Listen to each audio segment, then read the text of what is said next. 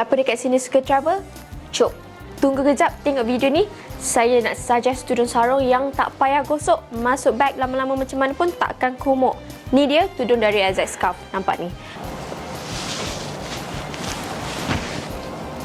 Betulkan bahagian awning, tarik ke belakang dan kemaskan. Lipat dekat bahagian sini dan bahagian kiri.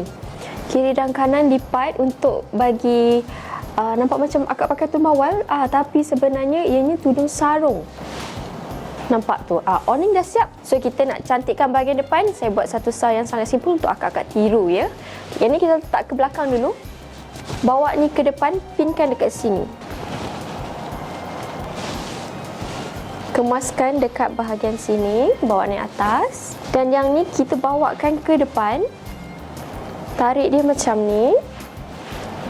Sampai ke atas, kita letakkan dia ke belakang macam tu. Nampak?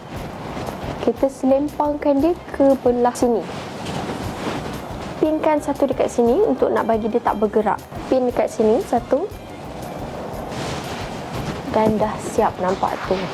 Ya Allah, sangat-sangat mudah, simple, cepat dan nampak eksklusif. Bahagian belakang dan bahagian depan. Sangat-sangat senang untuk akak-akak bawa pergi travel. Masuk dalam beg, dah konyok-konyok-konyok, bawa keluar pun masih boleh pakai. So, akak-akak dapatkan cepat sebelum pergi travel, sebelum stok ni habis. Nanti dah tak dapat nak bawa pergi travel. Klik button dekat bawah sekarang cepat. Bye!